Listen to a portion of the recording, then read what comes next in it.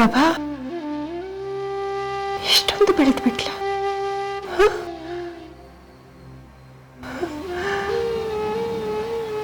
ಇಷ್ಟು ದಿನ ಪ್ರಭಾ ಅವ್ರ ಮುದ್ದಿನ ಮಗಳಾಗಿದ್ರು.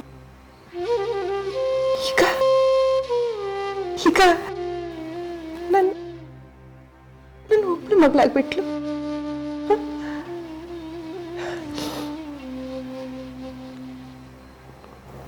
ಮದುವೆ ಆಗಿ 25 ವರ್ಷ ಆದ್ರು ಅವ್ರ ದರ್ಪ ಇನ್ನೂ ಬಿಟ್ಟಿಲ್ಲ. ಅಲ್ಲ ಅಲ್ಲ ಯಾವತ್ತಾದ್ರೂ ನಾನು ಅವ್ರ ಮಾತನ್ನ ಮೀರಿದ್ದೀನ? ಮಾತಿರ್ಲಿ, ಅವ್ರ ಆಣ್ತಿಯಿಂದ ಹೊಸಲ್ ದಾಟಿ ಒಂದು ಹೆಜ್ಜೆನಾದ್ರೂ ಇಟ್ಟಿದ್ದೀನ.